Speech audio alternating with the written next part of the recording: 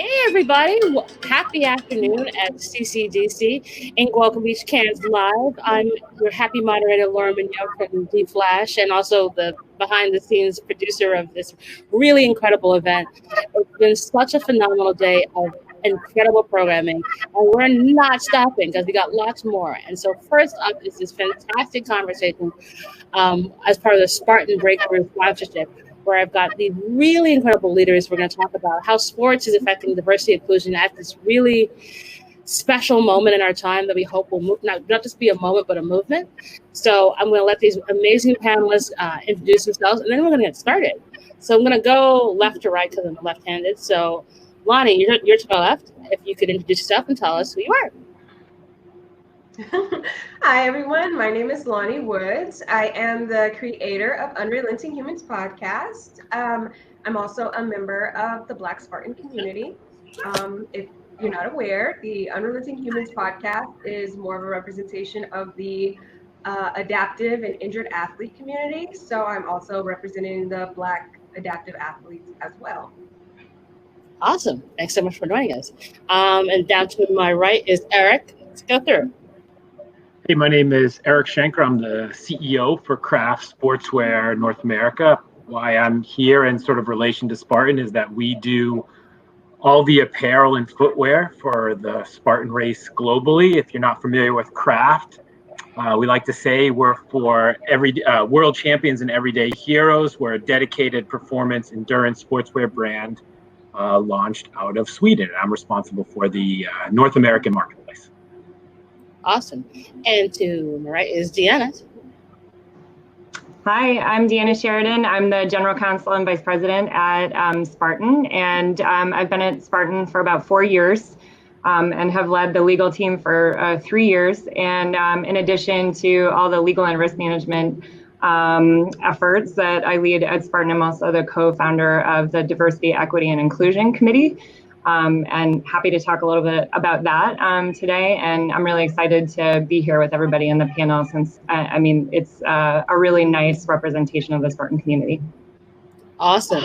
So you're the person that I signed my life away to when I did this my Spartan suit a month ago. Yeah, I'm the person that gets to review and draft all the fine print. It's it's a tough job, but somebody's got to do it. Yeah, it's like you might die, and yet we still sign it. I don't know how I did that. It literally says you might die, and I literally was like, yeah.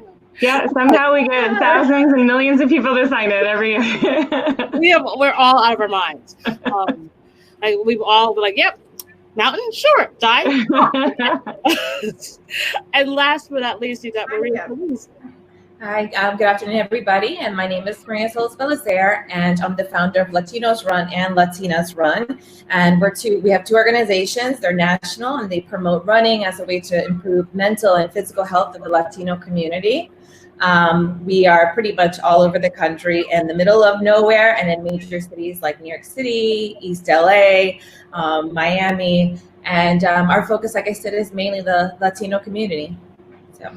Awesome. Well, thank you all for coming, and you all represent such a beautiful cornucopia that is the Spartan community. So I am so excited to talk to all of you. So I think, it goes without saying that we're at a really unique time in our country. And so it would be really cool if we kind of start off the conversation by hearing how you're doing. How has the pandemic and racial unrest affected your business and your life? Because I think we forget that this is all very, very heavy, and oftentimes sports is an escape for us. So we'd love to hear how you all are. How's it been for you over the last few months? And I'll go with my right with Maria. It's been challenging, obviously, in the beginning because I live in Manhattan, the epicenter of the pandemic, and then obviously we have protests everywhere. But at the same point, it gives us a chance to kind of reset and take a look at what we're doing as a business. And it's given me the opportunity to not have to get up every day and go somewhere because there's nowhere to go. So I'm home and we're working on a new direction for the company. So we kind of have to reinvent ourselves. And it's kind of great because what we've been doing for years has been the same thing over and over. And now we have to become more creative. And it's working for us. We're starting to do a lot of virtual runs, and people love it. So, yeah. it's okay. It's going. It's, things are obviously, but yeah, it's okay. Cool. And Lonnie, how about you?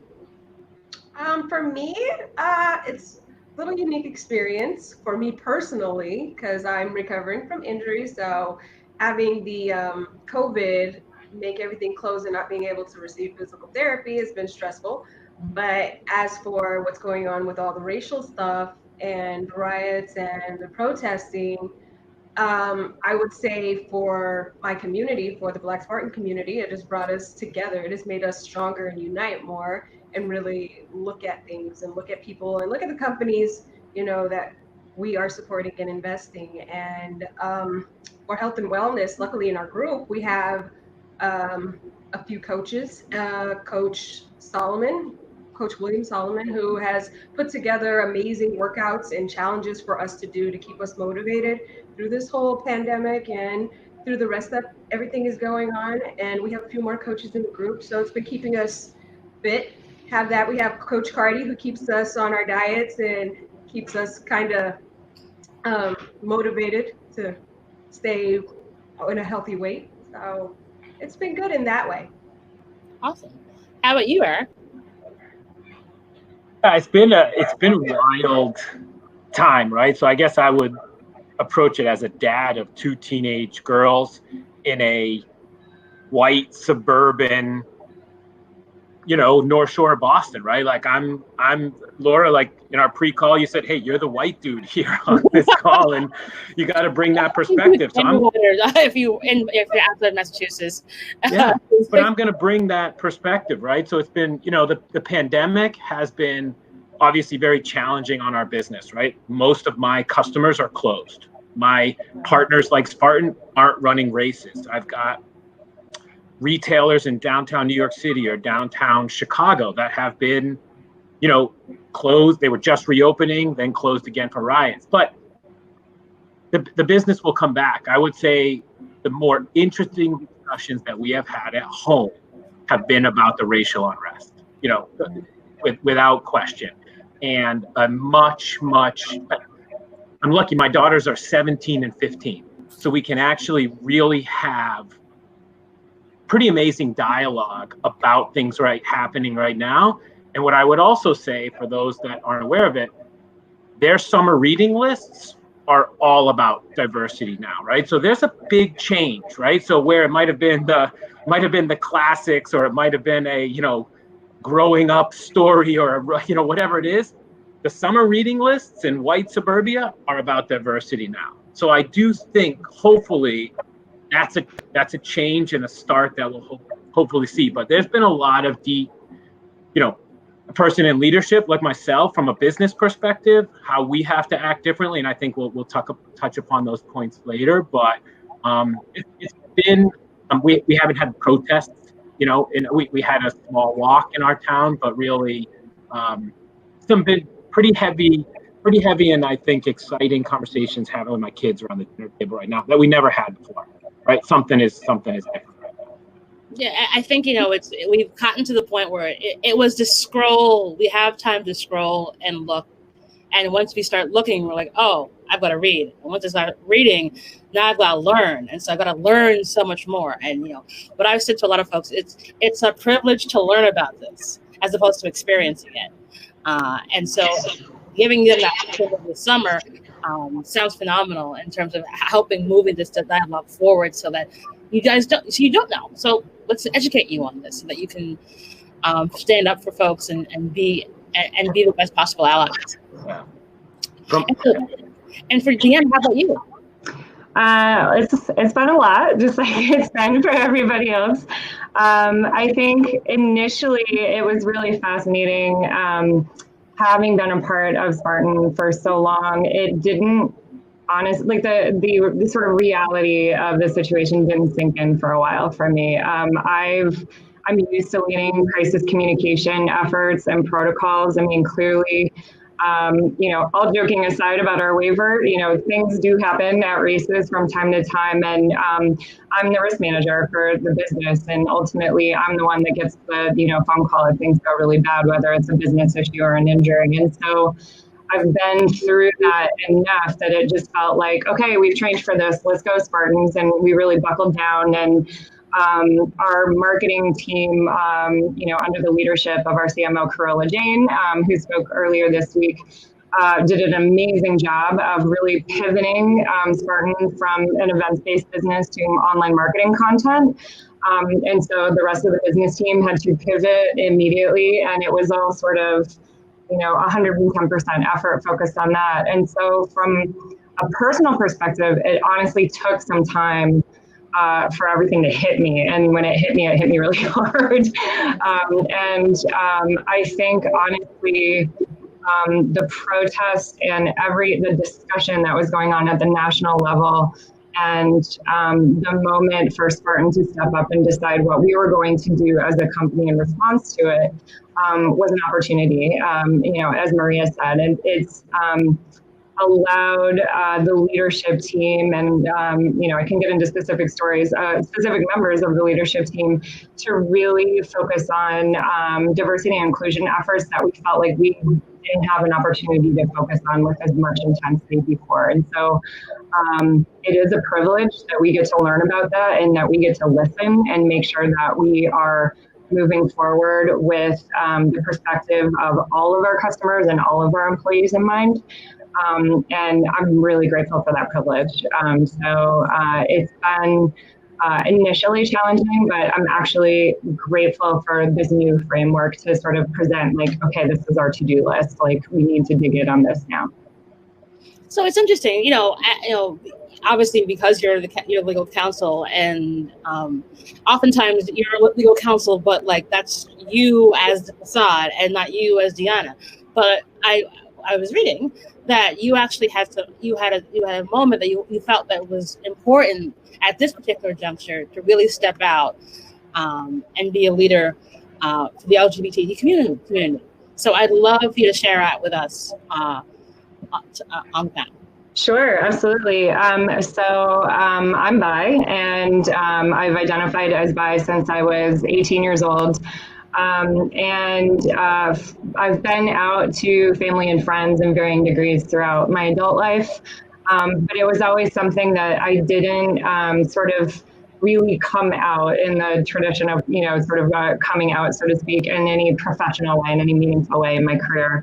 And there are a lot of different reasons for that. I think every person who identifies as queer or trans has to come out in a number of ways repeatedly throughout their life, because you're always meeting new people and entering into new situations. And so there's some aspect of that wasn't new.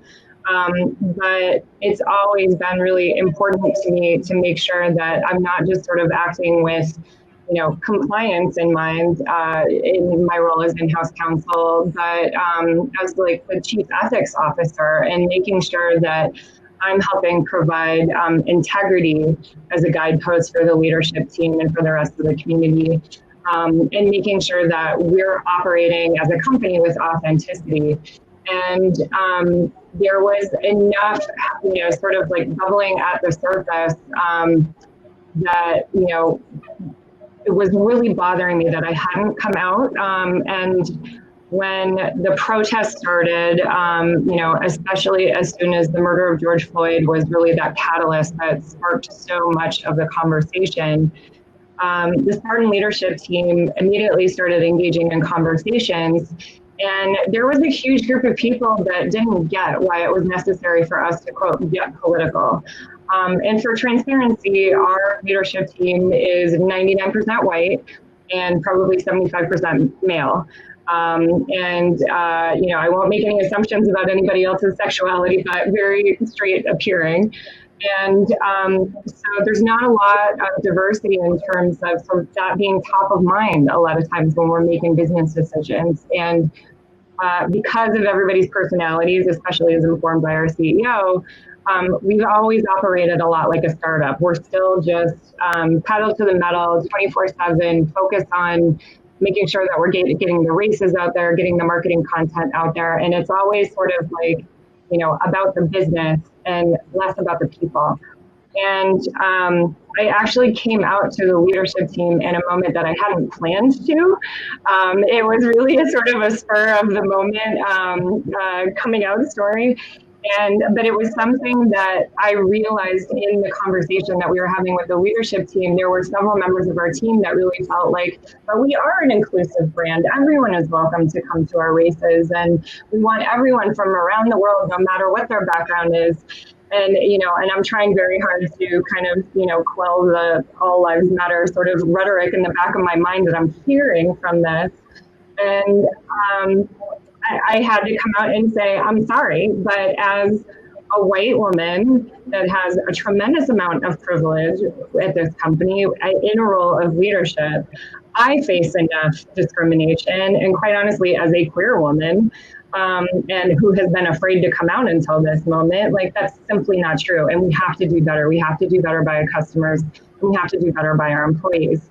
And it was an interesting strategy or lack thereof, because as soon as the meeting was over, I was really frustrated with myself that I made it about me. And my immediate reaction was that I took the focus off of talking about people of color and that being the primary conversation that we needed to have. And I was talking over it with a few colleagues after the call, and they said, what you did was a representation of somebody that has the least amount of privilege in the room. It's okay that you mentioned it, and that was, a data point for everyone to think about, because now there are going to be less assumptions going forward when we're having these conversations. So there has been a huge domino effect since that moment. I've come out publicly on LinkedIn to make sure that I am stepping forward with authenticity. And it has really forced me to make sure that I am getting real about being an ally. And, I consider myself a strong feminist and advocate for the LGBTQ community. But I can't truly be a good person and a good ally if it's not intersectional. And so it's really made me question the fact that I was a little bit asleep at the wheel with regard to being an ally for people of color.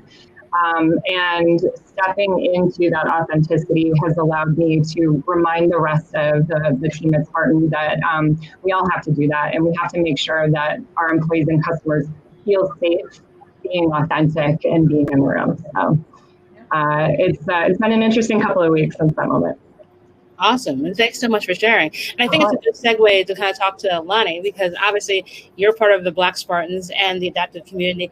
And, one of the things that I fell in love with about Spartan on my first race was that it was this awesome community that was way more diverse than I thought it was. Because I was like, oh, white guys and white girls who are super buff and climbing stuff Black people don't do. But then I ran into so many amazing folks who were Black, who were Hispanic, and they were just killing it. How is that community at this particular juncture sort of rallied around each other and that collective spirit to help sort of navigate this time? Because when you have a community, when there's a challenge, that's the time when you need them the most. Well, it has been an amazing experience watching this group we all come together in all the things that we've been doing separately. We have people that are out there on the front lines that are just killing it, that are protesting and fighting for our future. And then we have, people who have seen things in companies that they don't like and have took the initiative to start their own. So it has been amazing, truly amazing. It is all really devastating what has happened, and it has drawn kind of a line where we see a lot of, I guess, people in the white Spartan community that aren't saying anything. And then there are the people that are there and they're fighting with us. And then there are the people that just post Black Lives Matter just to show their, support or whatever. So it's really confusing time too. So it's amazing to see how we come together, but it's really confusing about what everyone else is doing. I will say that I reached out to Spartan and I gave some suggestions of what they could do to be more inclusive. And I'm very proud of what I saw afterwards, the actions that have been taken by Spartan, and that is amazing. Yes, there's a lot of lack of representation in the Spartan community and in a lot of different brands. Like there's a lack of exposure for us, period. So what we look at now is for not just representation on your Instagram account or on your website. It's great to see models wearing your clothes that are, the same hue as me, but we're also looking for that representation in your company, like who you're hiring, where is our money going, who is it supporting, what community is it supporting. We want to see that at a community level. Like if you can sponsor big sports events and stuff like that, you can sponsor a little league or community centers or youth organizations. There's so much further that can go, not just t-shirts. We're talking like, hey, let's make OCR as normal as softball. If you go to the YMCA or the Boys and Girls Club, we have basketball, we have football, we have softball. Let's have like some OCR training. Let's expose these kids to it early so it's not so foreign. Because I walk around in a Spartan shirt that has Spartan and craft, and I'm representing, and I tell people about it, and they're intrigued. But a lot of the time I get, oh, that's not white people shit. So they're not exposed, they don't know, and they're afraid. But exposing people young is a way to get us in there. And then we see that you guys are, representing us, reciprocating our representation, how we represent y'all, how we are trying to grow your community, add more diversity, then you're going to get more of our business. Yep. Taking notes.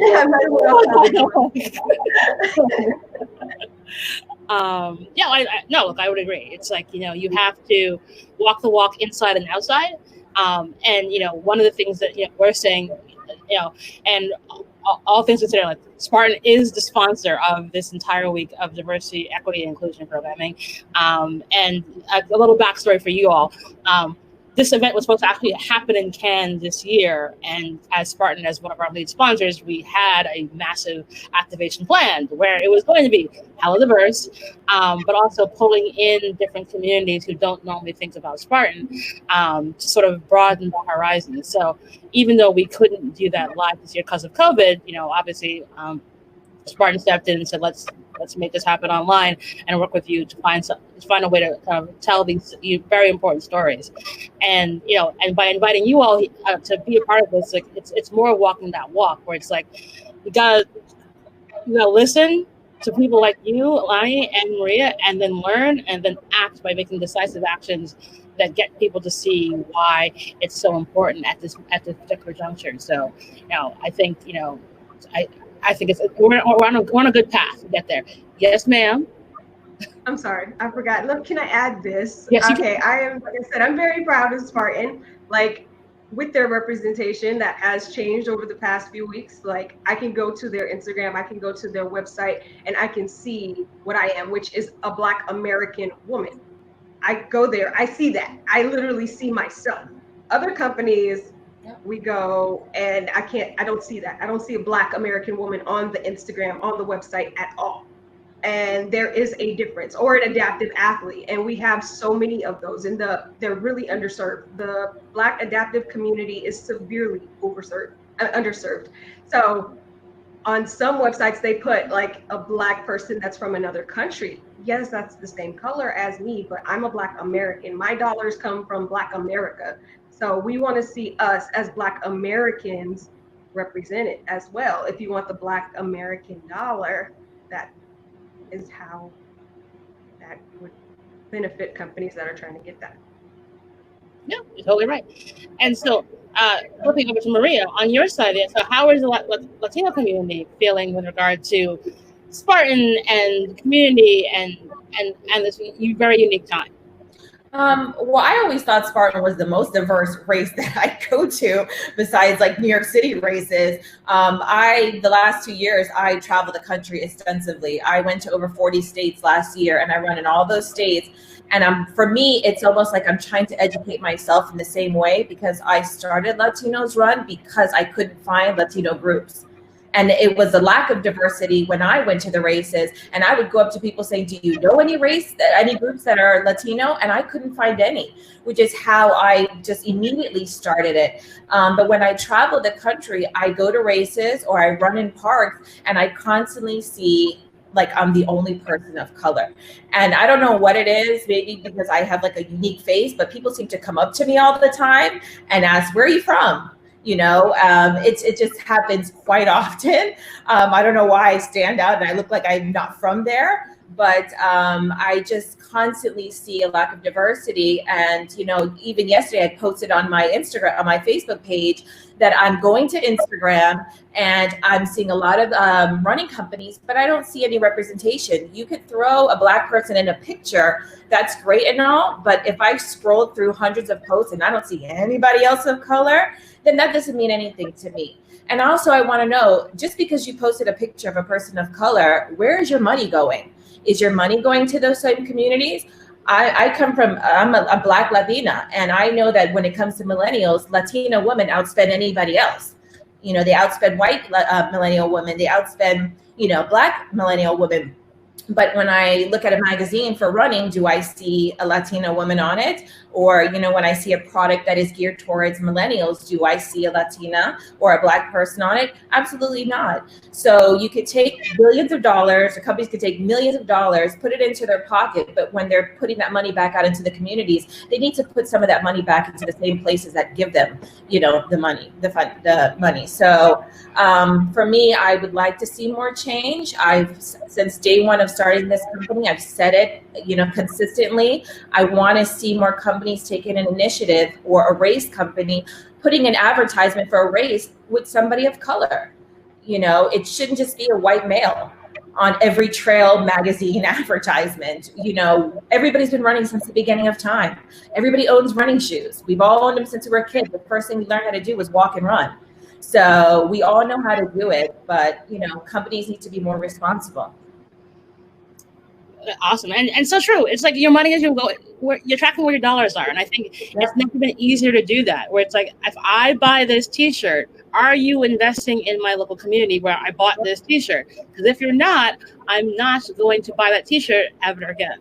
And when it comes to my purchasing decisions, it's going to come down to which brands are actually not just doing things, but are actually taking action at this moment. Speaking of brands, hey, Aaron. You know, for you, obviously you're in a unique position, because obviously you work with, you know, Spartan and others to sort of outfit their teams and support their e-commerce. So how are you sort of seeing this universe now, where you've got to navigate this, where the dollars that you are spending are actually activated dollars and not just dollars for the company? Yeah, this is awesome, right? Like, so I wish I wasn't on the panel. I wish I was just like honestly, like just listening. I mean, I'm taking notes, right? Like, so if I'm a listener, right? And you know, Lonnie, to your point, like the bullet points that I have on the other side of the screen, like what you said we've got to do are the things that we have to do. And Maria and Laura, I'm gonna also agree with you, but give you a flip perspective. You know, our brand, we come from high intensity endurance sports, super white sports, right? like right, road cycling, triathlon, Nordic skiing. I mean, you don't get me whiter. I got you. No diversity, right? So when we met with Spartan, in an effort to expand our brand, right? To be a more inclusive brand and to reach more people. And when I went to my first Spartan race, you know, I saw people reaching down and helping people up over obstacles that I had not experienced in our other sports. Our other sports, you get up to the line, people check out your bike, they check out your skis, you know, it's very exclusionary. Spartan has been something to me where it's like everybody's welcome. What I realize now, though, is I wasn't seeing everybody being included, right? So Lonnie, to your point, and Maria, to your point, I was seeing the people that were at the race being welcomed, but we need to get more people, to your point, at those races, right? So I think that's a different that's a mindset shift for me that's happened just in the past few weeks. I would have said to you, Spartan races and OCR races are the most inclusive sports in the world because everybody's out there helping each other. But now you're realizing there's a whole other community that's not even at the race, right? And as the CEO in my organization, frankly speaking, I've been more focused on gender equality. Like that was kind of what I thought I should be focusing on, right? 50% of my highest ranked managers in my organization are women. We have 2 out of 5 companies here in the United States. 2 of those CEOs are women and 1 person of color. It's not bad, but we can do way better.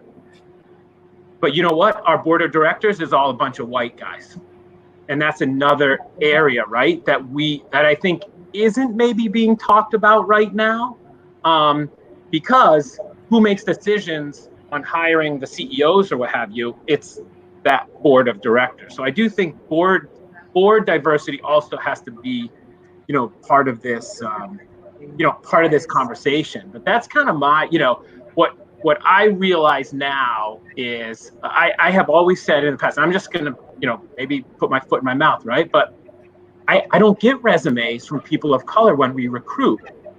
What I realize now is I have to make more of an effort to find recruits, right? Because they're not yet. It's on me to have greater outreach and find different areas to recruit to make sure I'm bringing in people of color, so that I can add that diversity to my organization and hire the right person for the job.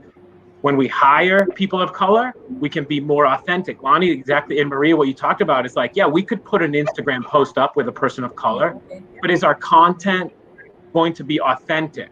And the only way it's going to be authentic with the right nuances is to have people within our organization with people of color. And in order to do that, I have to work harder as the CEO to actually go out and recruit people of color. Those are the things that I have learned. That's what I have learned these past few weeks. Yeah, I love that you walked through sort of like every aspect of, what I know, Lonnie, like we've talked about with the Black Spartans organization in terms of making sure that Spartan is being holistic in the same way. Because, as much as our marketing team has been amazing at making sure that they're coming up with the outward focusing initiatives to make sure that we are reaching out to personal trainers of color and making sure that, the trainers that we engage in our SGX programs are diverse and actually representative of our community. It doesn't mean anything if we're not hiring people of color within our organization.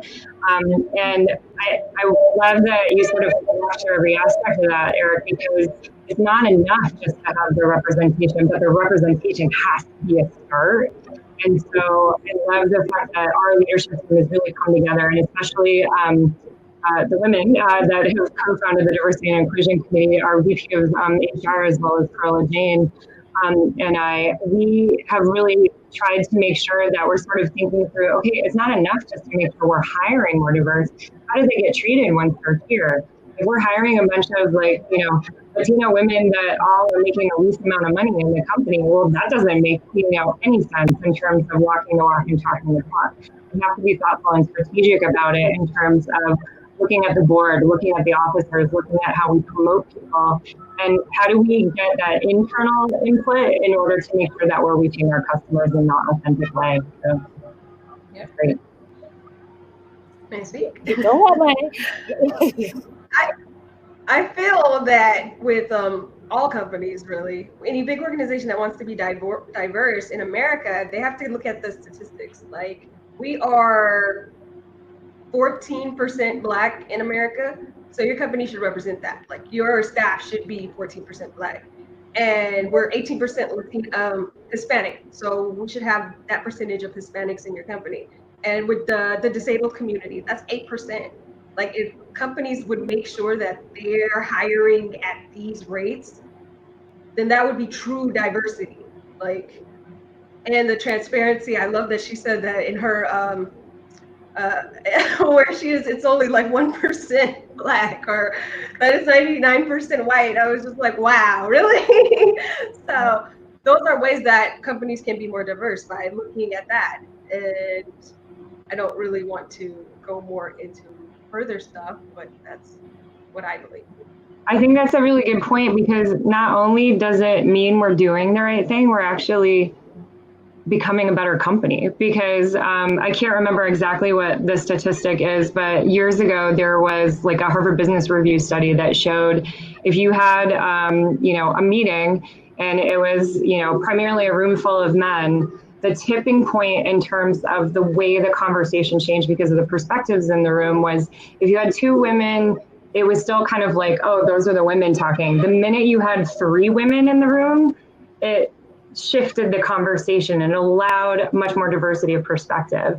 And so I love that point, Lonnie, because you're not being true to your customer base and you're not being true to your employees if you're excluding those voices. You have to make sure that you're actually reaching in and getting those perspectives from people, because it's going to make you a better company. You're going to make better decisions with all of those different perspectives and not just do the right thing and do right by people. Right. And I think a key point about this timing is that it's not just hiring the folks, but putting them in positions where they actually have autonomy, budget, and a real seat at the table. Because I think a lot of times what we're hearing now is, oh my gosh, we have to hire 15% people who are Black. Look at our receptionists. Yeah, that's not fair. That's not good enough. So instead, it's, when you're looking at your hiring practices going forward, it's looking at the org chart effectively and saying, how can we actually build a more diverse culture at the senior level and decision maker level because that will flow down to the rest of the parts of the organization. And when you do that, then you have effective strategies for change, because then someone who's more senior may say, you know what, it would be awesome. We're an OCR company. We're one of the fastest growing areas of sports, but we're not going into our kids to actually not need any money to start one of our programs. As opposed to if it's soccer or lacrosse, where you have to buy all this stuff.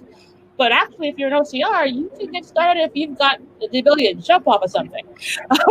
And so when you think about it, having that diversity of thought at the higher level gives you those perspectives and that guidance to help put you on a path to making smarter decisions that actually, at the end of the day, make you more money.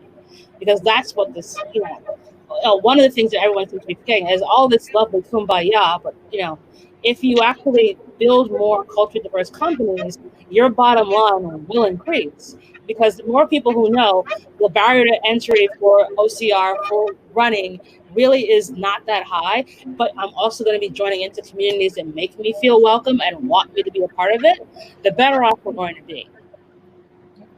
Exactly. Yeah, absolutely. And if we're making more money, we can put that money back out into the community. I mean, it starts becoming that ripple effect in a pool in terms of making sure that we can do exactly what Lonnie and Maria were suggesting, where, we're providing OCR programs and sponsoring, kids and trainers of color and, coming up with programs that we might not have the money to do if we weren't actually committed to those initiatives to begin with. And we don't want to run out either, not something that is just right now. I think a lot of companies may say, let's just put that Black box up on Instagram and we're doing our part, but that's not enough. You have to continue it. We should be able to be seeing the impact of what's happening in the years to come. It shouldn't be something that just happens just at the moment. We don't want just a little movement, for 2020. We want to see it continuing on. So. Yes. Absolutely. And one of the things to keep in mind is that, it's got to be measurable. And when thinking about this, okay, I'm going to do from 3 months, 6 months, 9 months, 12 months from now, where are we in this conversation? What's actually happened? What can you actually track back to? What can you actually say, oh, by the way, our sales have increased in, Harlem. Who knew? Yeah. And it could be because obviously these initiatives that we put dollars that we were going to spend to anyway, we just diverted in a much more strategic way, gives you a lot of really incredible guidance. So I think, it's really important to remember that this is not just this encapsulated moment in time. Yep. But I think we've all had a giant shift. And, one of the things about the shift is that, like, sports are now going to be a lot more solo. So how are we going to adapt to this? What are you all seeing from your each very respective perspectives, but now virtual Spartan races, virtual runs? Like, what does that look like to you? Maybe Maria, I'll hand to you first. We've been doing virtual races since the beginning. We've done virtual runs. We do every Hispanic Heritage Month. That's, what we do. What I would do is I would travel the country and do pop-ups all over the country and try to get more runners and new communities out. Even kids who are 5 years old coming out to have their first medal. But now that we can't do that, we're just doing it online. But we've actually seen an increase of number. So we just did one for Run for Justice, and like overnight, within a couple of days, we had 6,000 people sign up. Wow. So, and now we have another one coming up this weekend and the next weekend, and I'm realizing that runners, even though our races are shutting down, gyms are closed. There's nowhere to go in a lot of places. So all you really have is like a park. Like that's all I have is Central Park. So what am I going to do? I'm going to go walk or I'm going to go run. So in order to engage our community, we started doing virtual runs, and it seems to be quite popular now. Who knew that, people really still love to get a medal when the races are down. So, and we're doing it in a way where people can still interact with each other, but it's socially distanced, obviously. But yeah, it's working for us now, and it's a pretty good thing. And it gets people to remember that this is just a moment in time and things will change soon. And we'll be back up and running like we were before and connecting back with our communities in person, hopefully sooner than later. But, that it will happen soon. So I'm sure by 2021, all the races will be back up and, we'll be doing what we love. So yeah, it's still okay. How about for you, Lonnie? Our group, let's see. Well, yeah, we've been doing all the virtual runs as well. And we've had different people in our group that have come through and came up with some really good virtual races. Like on the 4th of July, we did a race. It was a Wakanda Forever 5K. That was great, a great turnout. We've been doing these things. We have also had members of the group that have took the initiative to start their own companies and do their own thing. I won't mention in detail what they're doing because that's their thing. I don't want people to kind of steal their ideas, but it's epic. So just to keep us all fit at home, like staying at home, being fit. So yeah, again, I don't think we were doing the virtual races from the beginning. We really like going out and doing it, and we're getting together in smaller groups to train. Like we have a partner that lives close to us, so we'll meet up and go hiking and stuff like that. So that's how we kind of keep it going in the Black Spartan group. Awesome. Hey, Bob, how about you? Being that you're the company that makes the clothes that people want to buy, have you seen an uptick with people being, oh, now would be a good time to get fit? Yeah, we've seen it. I think what I find interesting is when people are at home, they think of really crazy things to do, right? Like that are crazier than they might have ever thought, right? Like this trend of like Everesting right now, right? As everybody is following this, where you're either going to run in one straight shot the altitude 29,000 feet of Everest, or you're going to ride your bike. You're going to run all of these mountain tops the fastest known time. And I'll tell you what's interesting along these lines. The people that are breaking a lot of these records are Spartan athletes, right? So it kind of goes back and it sort of proves, right, that these Spartan athletes are like legit athletes. And when they don't have to only focus on grip strength, Lonnie, you can always have more grip strength, right? Like never enough. But when they're not focusing on grip strength, they're breaking all these amazing records. So what I'm really seeing interesting is that people are pushing themselves on their own in an interesting way because they're sitting at home trying to think of other crazy things to do. So that's been a really interesting and fun thing for myself to see. What Spartan did with Unbreakable and transitioning that and along those same lines about these large scale virtual races. I just love how people are challenging themselves at home to do things that they never thought possible. Maria, like you said, we're going to get back to racing. People love to compete. At the end of the day, you want to get on the start line and you want to race. Right. But for right now, the virtual races are a great opportunity to, I think, bridge that gap, and they'll continue. right? Maybe not in this highest level of participation, but the virtual races will continue. Yeah. The other big thing that I've seen a change in, which I'm really happy about, is online training content. You know, a real explosion in that, and quality online training content. Yeah. So I think those areas will forever elevate sports in general. And free too. Lots of people doing free ones, which And we free. never had before. Yeah, So absolutely. it's accessible to everybody. Yep. Because it actually breaks the barriers. Because Yep. once, you know, if you start trying this, look, I had no idea this wasn't this scary. But now that I got this free trial, or it's free for 90 days, Yep. that opens, again, it opens up for more people to actually want to buy it when it actually comes back online. Yep. Yeah. And I'll just sort of, if I could, what's really interesting right now is I think people have read about cycling. So cycling has gone through this incredible explosion. However, it's bikes under $500, right? So I mean, that's still a lot of money, but these are people. What's kind of interesting, these are people's first bikes, and what we're waiting for is when they go and want to get their next bike, right? And their next bike. So I think it's hopefully this is going to just expand participation in all types of sports, whether it be OCR, whether it be running, whether it be hiking, whether it be cycling, forcing people to be active, and then let's see which brands or which sports can take advantage of that increase. You know? Can't find a city bike in here. Oh my God. Can't find a city bike. Yeah, it's crazy. Bikes are you know? it's insane how many people are riding their bikes now. Insane. It's awesome. It's Yeah, awesome. I bought a bike 3 weeks ago and then paid for it, and then 2 days later, oh, by the way, come back over to November. Yeah, it's So I have something for Eric. So we have bikes. Everybody's riding bikes in Black Spartans now. It's like big. But I went to the website for you guys, and I was trying to get some shorts with the padding, with a little padding in the butt, and they had extra small. They didn't have like medium. So I gotta tell you, we sold more bike shorts in the past 6 weeks than we probably sold in the past 6 years. But Lonnie, you reach out to me afterwards, I'll find you a pair of bike shorts. I promise you. Okay. definitely. I have something else for you. then for Eric, for yours truly, extra large because junk in the trunk. Well, we go from extra small to double extra large for both genders. So we. Oh.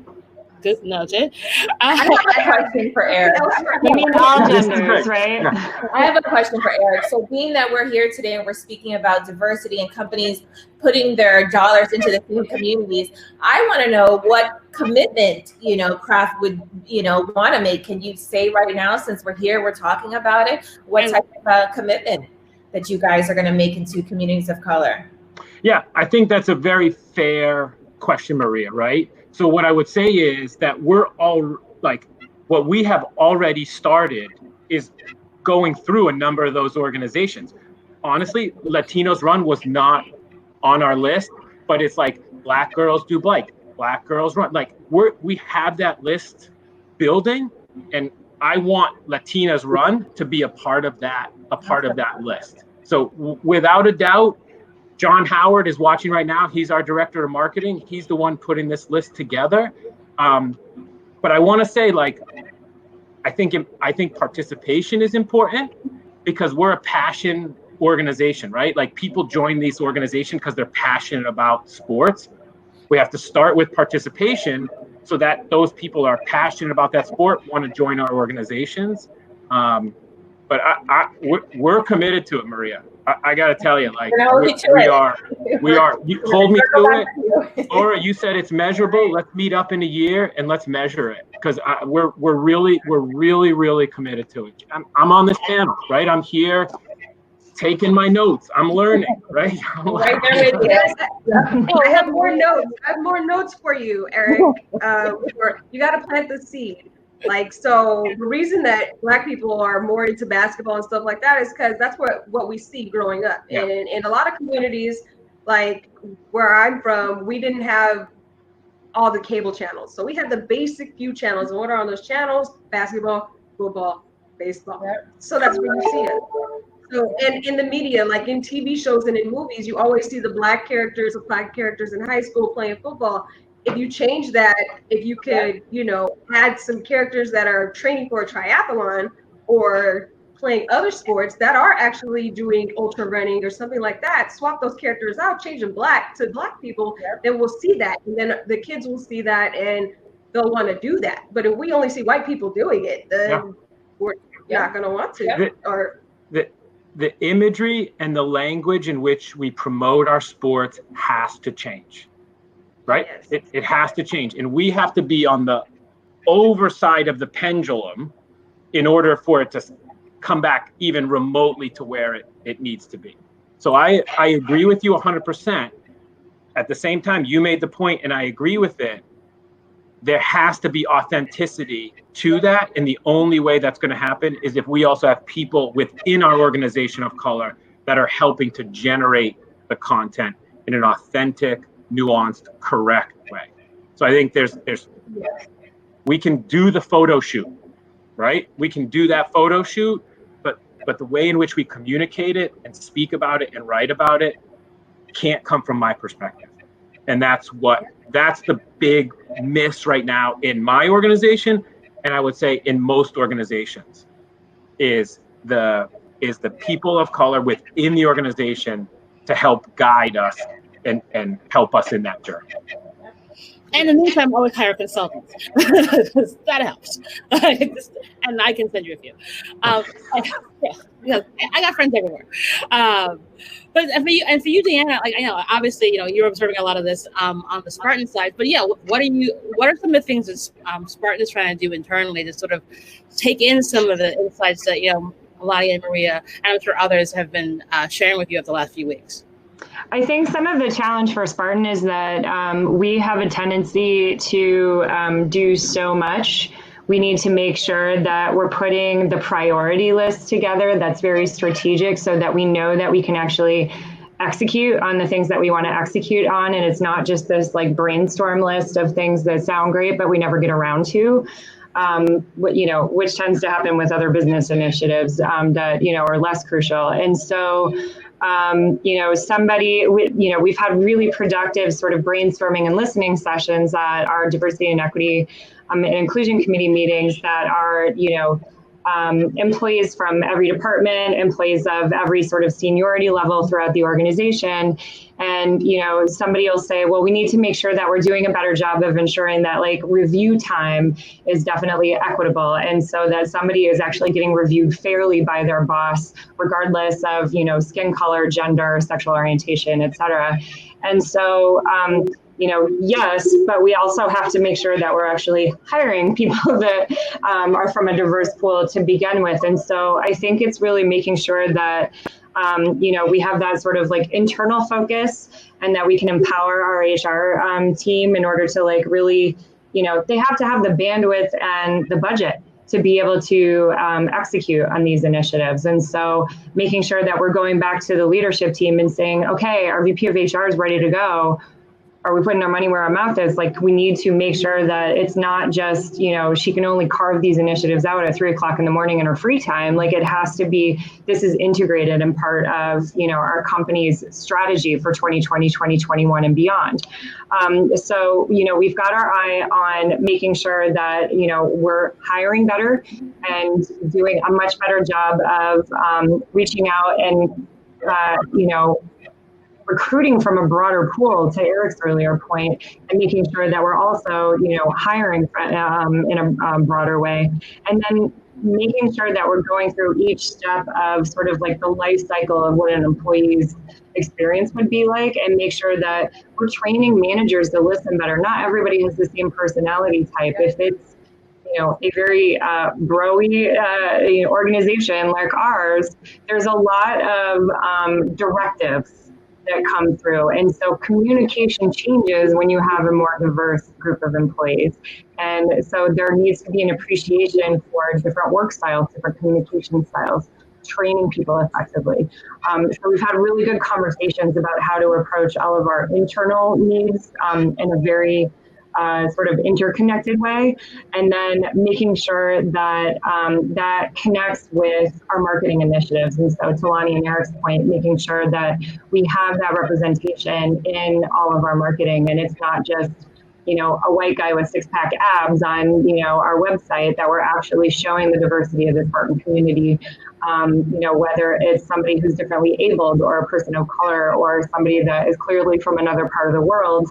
We're a global company. We need to make sure that we're doing better of, how we're representing that community. And then lastly, we have so many different initiatives that don't directly tie into our races. There's a huge opportunity there for us to make sure that we're prioritizing the things that are going to make the most impact. And so one of the things that I love that Corolla Jane came up with is making sure that, we're figuring out a way to not just have like trainers of color be part of our SGX training, but figuring out a way to really make sure that the gyms that are in communities of color are really empowered. And so figuring out sort of like low cost or no cost initiatives in order to make sure that we have that lower barrier to entry for people to really become involved in OCR at an earlier age and become passionate about it, as opposed to, just sort of, thinking like, oh, this is just a white sport. I'm not sure if that's for me. So. Awesome. And so, we're at, July 2020. Where do you think we're going to be a year from now? And, I think I'll just go back to you for this one, and then we'll round robin it. Sorry, did you say me? Yes. Oh, okay. Sorry. I thought you said Lonnie, so I just wanted to make sure it was me. That's a really good question. I would like to hope for a million reasons that we have a COVID vaccine, and not just for the health of our country and for the world, but so we can get back to OCR events. The lack of events is hard. It's hard for everybody. It's hard for feeling that loss of community. It's, as much as it's amazing to be part of a virtual event and to do Zoom calls with friends, like for Spartan especially, community is such an intrinsic part of the way that we operate, and people don't love OCR just because of the brand. They love it because there's this incredible sense of community when you show up to an event. So I'm hopeful that by next July, we will have a new normal. Our team's done an incredible job in terms of modifying operations to make things as safe as they can be, with some sort of a return to racing in 2020. And I think that will expand in 2021 so that, if we're making sure that we're executing on all these initiatives to bring in people of color into both our customer community and our employee community, that we're going to be able to operate in a whole new way in July of next year. So I'm hopeful that, we can stay on track with that. Awesome. How about for you, Eric? Where do I think we're going to be in a year? I think we will see a big shift in content, imagery, and language. I actually think that will happen, and that's coming. I'm concerned it won't be much more than that right now. I'm just, again, if I'm being honest, I think it's an easy thing to do, right? And brands, I am not the speaker of all brands, right? But that's an easy thing for us to do as a brand. What I hope we can do through that is start the process where we increase participation, right? I do think participation in different sports, Lonnie, again, like you said, beyond basketball, beyond football, but into OCR, into running, into cycling. Participation is where it's going to start. So that's where I do think the next level of focus as brands can be. And Deanna, you mentioned it, like, we have to lower the barrier to entry. We just have to make it easy for people to go out and do the races. Because it's like, even if you go to your local 5K, it's $42 because you get a pint glass and a fancy craft t-shirt, right? Like, so it's kind of ridiculous. There is a huge barrier to entry for anybody. Yep.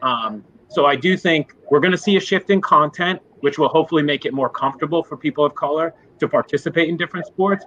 But then we need to increase that participation through outreach or lowering the barrier to entry, or just making it more comfortable for people to join those races. That's what I hope can happen within a year.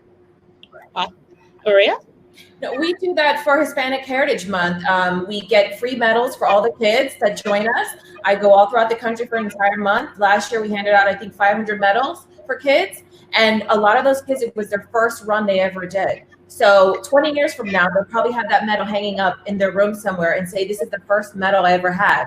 And, and that could be the start of their, having a healthy life, just that one first run that they did. But it took us to, get the funding and be able to give back to the community so that they're not paying, where the kids are not paying.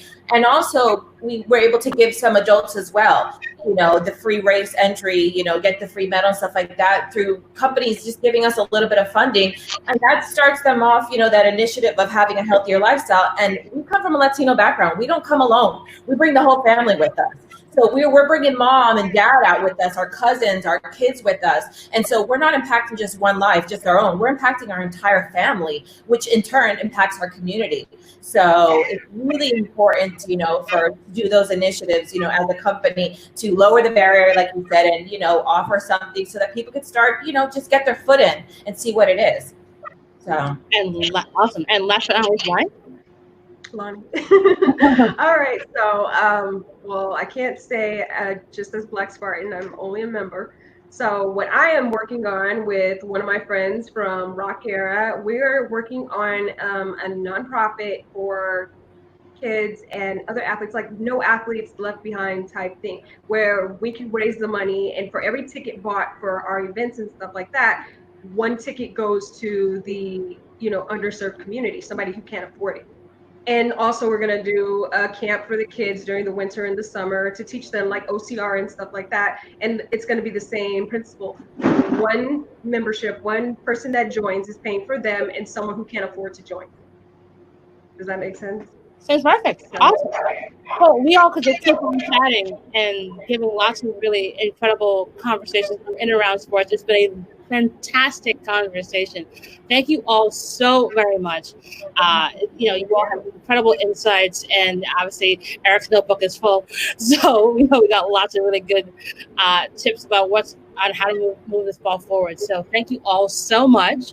And those of you who are watching, don't go away, because in 15 minutes, we're going to have a great conversation with Tiffany Cross and Bakari Sellers, incredible authors and commentators talking about what's happening in media and TV today. So it's going to be a great conversation as well. So stick around. But again, thank you to our amazing panelists, and we'll be right back. Thanks, everyone.